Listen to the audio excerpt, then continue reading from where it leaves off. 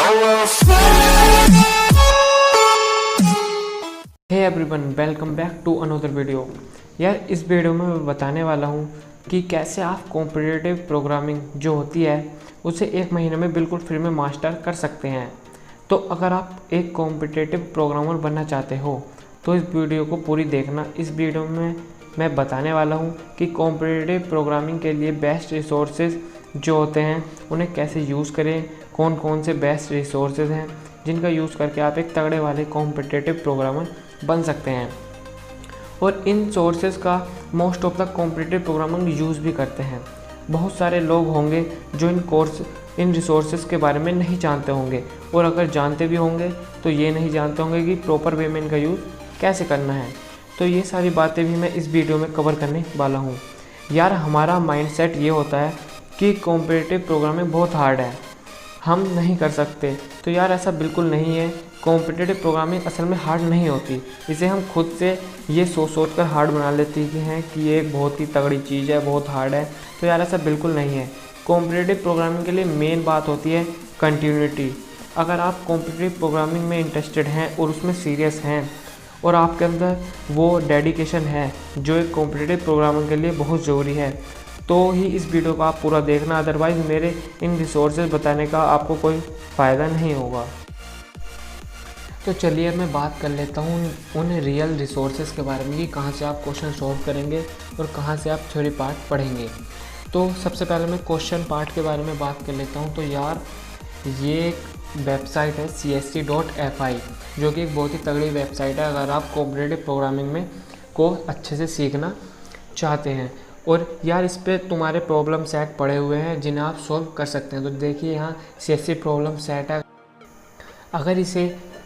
अगर CSC problem set को मैं अगले टैब में ओपन करूं तो यहाँ आपको बहुत ही अच्छे from beginner to expert level के एल्गोरिदम्स और प्रॉब्लम सेट मिलेंगे। और यार, ऐसा बिल्कुल नहीं है कि सबसे पहले टफ आ जाए और उसके बाद इजी प्रॉब्लम आए। इसमें बिल्कुल एक सीक्वेंस में सारे प्रॉब्लम सेट रखे गए हैं। तो यहाँ सबसे पहले देख सकते हैं इंट्रोडक्टरी प्रॉब्लम, उसके बाद सॉर्टिंग एंड सर्चिंग एल्गोरिदम्स हैं, उसके बाद डायनामिक प्रोग्रामिंग, उसके बाद ग्राफ एल्गोरिदम्स हैं, उसके बाद रेंज क्वेरीज हैं, उसके बाद ट्री एल्गोरिदम, फिर मैथमेटिक्स, फिर सॉर्टिंग एल्गोरिदम, फिर एडिशनल प्रॉब्लम्स हैं। तो यार, यहाँ देख सकते हो कितनी सारी प्रॉब्लम्स इस पर ऑलरेडी पड़ी हुई हैं जिन्हें आप सॉल्व कर सकते हैं। अगर आप इन सारी प्रॉब्लम्स को सॉल्व कर लेते हैं तो यार, मैं शर्त लगा सकता हूँ कि आप एक बहुत ही तगड़े वाले कॉम्पिटिटिव प्रोग्रामर बन जाओगे। पर यार, अब आपका ये क्वेश्चन होगा कि भैया हमें तो ये प्रॉब्लम सॉल्व करनी आती ही नहीं, तो इन्हें हम सॉल्व कैसे करेंगे। तो यार, ये एक बिल्कुल जेन्युइन क्वेश्चन है। क्या कोई भी बिना इन क्वेश्चन की थ्योरी पढ़े इन्हें सॉल्व नहीं कर सकता। इन क्वेश्चन के पीछे का कॉन्सेप्ट समझना बहुत ही आवश्यक है, क्योंकि यार आपको इन्हीं प्रॉब्लम के जैसी और भी प्रॉब्लम्स को फेस करना पड़ सकता है। अगर आप उन प्रॉब्लम को भी सॉल्व करना चाहते हैं तो इनका बेसिक कॉन्सेप्ट आपका क्लियर होना चाहिए। तो यार, उन बेसिक कॉन्सेप्ट को क्लियर करने के लिए मैं आपको एक बुक रिकमेंड कर रहा हूँ जो कि है गाइड टू कॉम्पिटिटिव प्रोग्रामिंग। इसकी लिंक भी मैं डिस्क्रिप्शन में प्रोवाइड कर दूँगा, जिससे आप सिंपली यहाँ डाउनलोड बटन पर क्लिक करके डाउनलोड कर सकते हैं।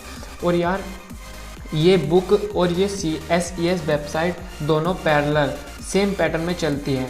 और यार, सबसे पहले मैं बता दूं कि ये one of the most demanded book है। और यार, आप इसका पता कर सकते हैं कि ये कितनी ज़बरदस्त बुक है। अगर आप गूगल प्ले स्टोर की ई-बुक्स वाले सेक्शन में जाओगे और इस बुक को सर्च करोगे तो आप देख सकते हो कि ये 3,787 रुपये में गूगल प्ले स्टोर पर अवेलेबल है। तो आप समझ ही सकते हैं कि कितनी ज़बरदस्त बुक है, जो कि मैं आपको फिर में प्रोवाइड कर रहा हूँ। और यार, मैं कह सकता हूँ कि अगर आप इसके 283 पेजेस सही से पढ़ लोगे तो यार, मैं चैलेंज करता हूँ कि आप एक बढ़िया वाले कॉम्पिटिटिव प्रोग्रामर बन जाओगे। अब मैं इस बुक के बारे में आपको थोड़ा सा बता देता हूँ। इसमें सबसे पहले इंट्रोडक्शन है, जिसमें आपको ऑनलाइन हैकाथन और ऑनलाइन जो कॉन्टेस्ट होते हैं कॉम्पिटिटिव प्रोग्रामिंग के, उसके बारे में बताया गया है। उसके बाद प्रोग्रामिंग टेक्निक है, जिसमें रिकर्सिव एल्गोरिदम और बिट मैनिपुलेशन बताया गया है। उसके बाद इफ़िशियंसी है कि कैसे आप अपने जो कोड लिखा है उसका रन टाइम को कैसे आप रिड्यूस कर सकते हैं। उसके बाद सॉर्टिंग एंड सर्चिंग एल्गोरिदम बताई गई हैं। इसमें सारी सॉर्टिंग और सर्चिंग एल्गोरिदम जैसे मर्ज सॉर्ट, बबल सॉर्ट और सर्चिंग के बारे में भी सब कुछ बताया गया है। उसके बाद डाटा स्ट्रक्चर को बताया गया है। उसके बाद डायनेमिक प्रोग्रामिंग है जिसमें उसके बेसिक कॉन्सेप्ट एग्जाम्पल के साथ समझाए हैं। उसके बाद ग्राफ एल्गोरिदम्स हैं। उसके बाद एल्गोरिदम डिज़ाइन टॉपिक हैं जो कि उन्होंने बिल्कुल कॉन्सेप्ट के साथ समझाए हैं। उसके बाद रेंज क्वेरीज हैं। उसके बाद ट्री एल्गोरिदम्स हैं। उसके बाद मैथमेटिक्स, फिर एडवांस ग्राफ एल्गोरिदम, फिर ज्योमेट्री, फिर स्ट्रिंग एल्गोरिदम। उसके बाद एडिशनल टॉपिक। तो आप देख सकते हैं कि इसमें जो सारे टॉपिक्स होते हैं कॉम्पिटिटिव प्रोग्रामर के लिए वो इन्होंने सब कवर किए हैं। अब मैं थोड़ा नीचे आकर आपको दिखा देता हूँ कि इसमें क्या क्या है। देख सकते हो सबसे पहले बताया गया है कि व्हाट इज़ कॉम्पिटिटिव प्रोग्रामिंग, जिसमें आपको बताया गया है कि कॉम्पिटिटिव प्रोग्रामिंग क्या है और आप कैसे एक बेहतरीन वाला कॉम्पिटिटिव प्रोग्रामर बन सकते हैं। उसके बाद यहाँ बताया गया है कि आप खुद से अपनी एल्गोरिदम कैसे बिल्ड कर सकते हैं और अपनी एल्गोरिदम को यूज़ कर सकते हैं। उसके बाद यहाँ प्रोग्रामिंग कॉन्टेस्ट के बारे में बताया गया कि कौन कौन से प्रोग्रामिंग कॉन्टेस्ट होते हैं जिनमें आप पार्टिसिपेट कर सकते हैं। उसके बाद यहाँ थोड़ी सी टिप्स दी गई हैं कि कैसे आप और भी बेहतर कॉम्पिटिटिव प्रोग्रामर बन सकते हैं। तो चलिए अब मैं मेन बात पे आता हूँ कि आप अपने जो क्वेश्चंस हैं उन्हें कैसे सॉल्व कर सकते हैं और कैसे आप उनके बेसिक कॉन्सेप्ट को बिल्कुल अच्छे से समझ सकते हैं। तो यार आप देख सकते हैं कि इसकी सबसे पहली जो प्रॉब्लम है वो है बायर्ड एल्गोरिदम।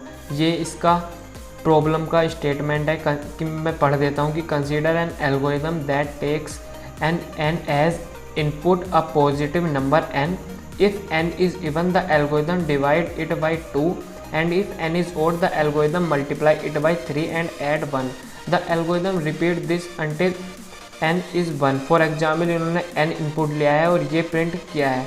अगर अब मैं आपको अपनी CSES वेबसाइट पर सबसे पहली जो प्रॉब्लम है वो दिखाऊं तो आप देख सकते हैं कि सबसे पहली प्रॉब्लम बायर्ड एल्गोरिदम है।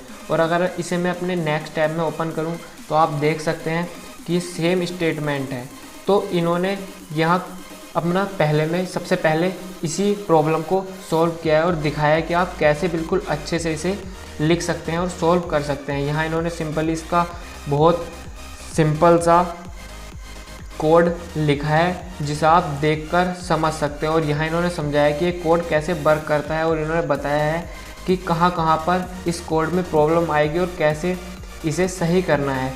जैसे इन्होंने यहाँ 10 टेस्ट केस किए थे जिनमें से कुछ टेस्ट केस तो इनके एक्सेप्टेड हो गए, परंतु यहाँ कुछ केसेस में टाइम लिमिट एक्सीड शो हो रही है। तो यहाँ इन्होंने बताया कि इसे भी कैसे सॉल्व करना है। लेकिन अभी भी इसमें एक प्रॉब्लम और है कि यहाँ अगर हमारा n इतने से अधिक या इतने हो जाता है तो यहाँ इंट वेरिएबल भी प्रॉब्लम करेगा। तो फिर इन्होंने बताया कि इसे कैसे कैसे सही करेंगे। तो इसके लिए हमें इंट वेरिएबल की जगह लॉन्ग वेरिएबल का यूज़ करना होगा, तब जाके हमारे सारे टेस्ट केस सही से कंप्लीट और कंपाइल और रन हो पाएंगे। तो यार देख सकते हो कि यहाँ इन्होंने कितने अच्छे से सभी चीज़ को एक्सप्लेन किया है। और अगर मैं आपको और इसमें दिखाऊं तो यहाँ इन्होंने अदर रिसोर्सेज के बारे में दिखाया। इन्हें आपको पढ़ने या देखने की कोई आवश्यकता नहीं है। उसके बाद यहाँ प्रोग्रामिंग टेक्निक के बारे में बताया कि आप अपनी प्रोग्रामिंग टेक्निक को कैसे बढ़िया कर सकते हैं। उसके बाद लैंग्वेज के फीचर्स हैं। उसके बाद इनपुट आउटपुट है। उसके बाद यहाँ वर्किंग विद नंबर्स हैं।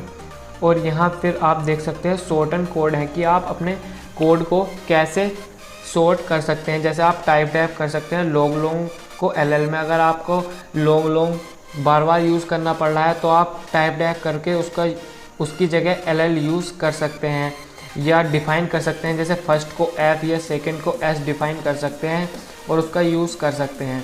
तो यार देख सकते हो सभी चीज़ कितने अच्छे से एक्सप्लेन की है।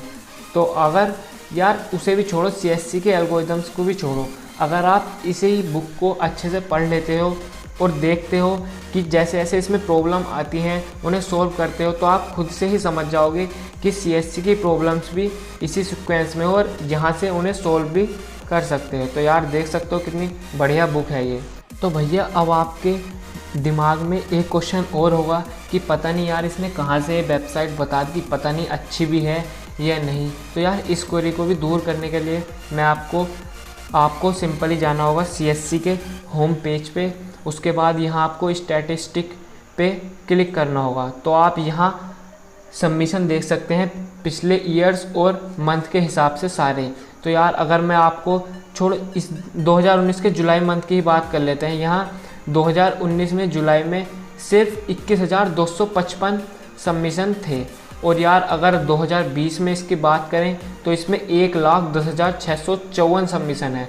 और अभी जुलाई में भी 7 दिन है जुलाई कंप्लीट होने में। तो यार आप समझ सकते हो कि कॉम्पिटिटिव प्रोग्रामिंग का कितना तगड़ा वाला क्रेज़ चल रहा है और इसका ग्राफ किस लेवल में बढ़ रहा है। अगर मैं बात करूं कि इसमें सबसे ज़्यादा सबमिशन किसके हैं, तो यहाँ आप देख सकते हैं टॉप पे इंडिया है। इंडिया में तो कॉम्पिटिटिव प्रोग्रामिंग का अलग ही स्वैग चल रहा है। इसके बाद आप देखोगे फिनलैंड, इसके 60,532 सबमिशन है, जो कि इंडिया के आधे में भी नहीं है। तो यार आप देख ही सकते हो कि इंडिया में ये वेबसाइट कितनी पॉपुलर है और इसमें कितने लोग अपनी कॉम्पिटिटिव प्रोग्रामिंग को बढ़िया बनाते जा रहे हैं। तो यार अगर वीडियो पसंद आई हो तो प्लीज़ लाइक करना, शेयर करना, अपने दोस्तों के साथ शेयर करना, जिससे उनका भी थोड़ा बहुत भला हो जाए। चलो फिर मिलते हैं नई वीडियो में नए टॉपिक के साथ। तब तक के लिए bye bye, have a good day, stay home, stay safe and keep learning.